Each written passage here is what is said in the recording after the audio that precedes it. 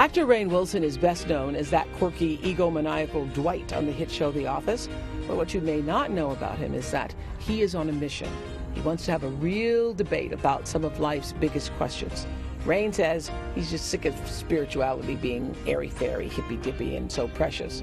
Those are his words. So here we go. Rainn and I are going to take on God, religion, and his quest to de-lamify it all. This is Soul Series. Join us. It's uplifting, enlightening, truly powerful. Welcome to Soul Series. So welcome to my Soul Series on Oprah Radio.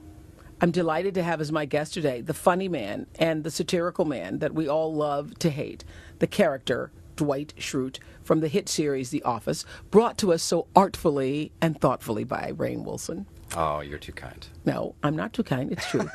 So why a funny man Rainn Wilson on our Soul Series? I'll tell you why. 2 words. Soul Pancake.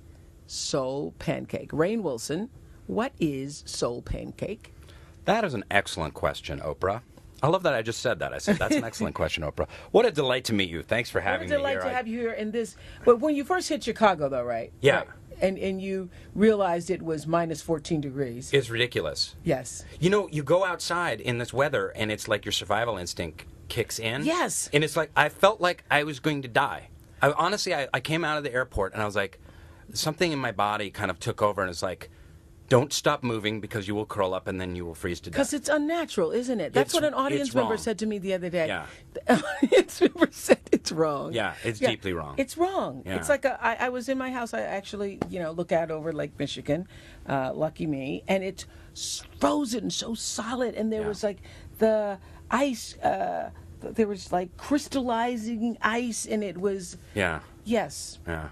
But it was a frosting was rising above it. Yeah, and lots it was of like steam everywhere. Steam coming up, and this morning it was like shocking. Yeah, how cold it was. It's brutal. It's brutal. I went to high school here in Chicago. I love this great city. I'm not just saying that for the Chicago Office fans. Okay, good. I do. I really love the city. So it's good and where would you go to high school? New Trier High School in Winnetka. Yeah. Mm-hmm. Wow. Mm-hmm.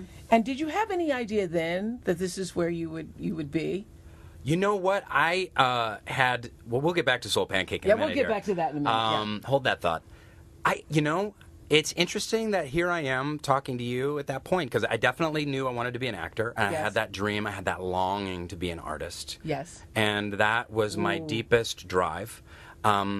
My family... Because that is the heart of our soul's calling, is that longing thing that you're talking about. Yes. Yes. Yes. And I knew that I basically had to be an actor or I would die. Like I would freeze to death outside of O'Hare Airport. Same kind of thing would really? Take in. I had such a deep drive to become an actor. And at the same time...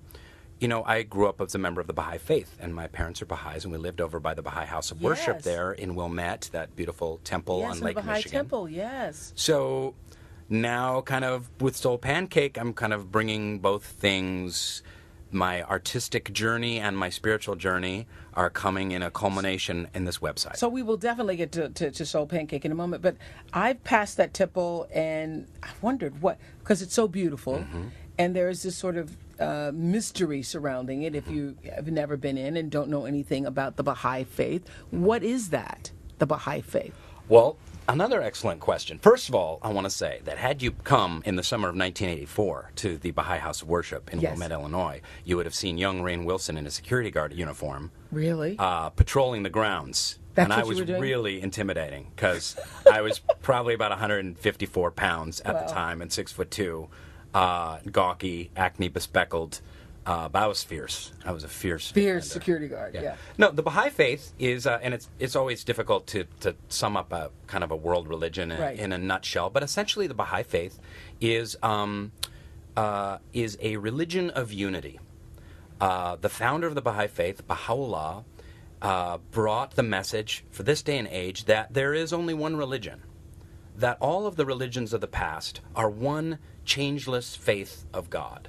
That when you go way back in the annals of human history to Zoroaster, Abraham, to Buddha, and then going forward to Jesus and Muhammad, that all of these people are divine messengers from God that are bringing God's message to that people at that particular date and time and geography. And there are many manifestations of God, or prophets of God, or messengers of God, whatever you want to call them, that have come and gone that we don't know about, and there will be ones on into the future, that it is God brings his message to humankind with a gradual unfolding, like, lesson plan. Right. And Baha'u'llah claims to be a messenger of God, a prophet of God for this day and age, and his message of kind of profound unity, Baha'is believe, is the antidote, to help cure the ills of the world. So you grew up with this sense of openness toward all religions, and a belief that, we're all the same, we're all connected. Yeah. What a miracle it was to grow up that way. Yeah. One of the fundamental tenets of the Baha'i faith is the elimination of racial prejudice. Wow. So to grow up feeling that we're all one human family, just to know that from age 4, as soon as you could think or walk or talk, was a gift. The equality. So were there people of other colors, races in your church? Yeah. All the Baha'is are every race, age, creed, background that you can possibly imagine. And so I'm sure that infuses not only certainly your personality, but also distinctly infuses your art. Yeah, that's an interesting question. How does it affect my art? Yes. Because here I play this weird, annoying geek eccentric on a TV show. It's not like I'm playing Gandhi. I'm not on like Touched by an Angel or something like that. You know what I mean? I play a lot of different weirdos. But here's an interesting thing about the Baha'i faith, and this will get us to Soul Pancake. Is one of the teachings of the Baha'i faith is that in this day and age, Baha'u'llah tells us that the making of art is no different than prayer.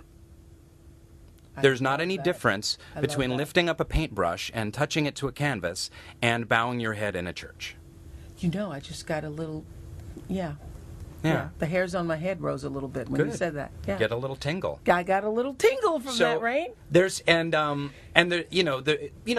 are many other teachings. Art is prayer. Creativity is an expression of prayer. It is prayer.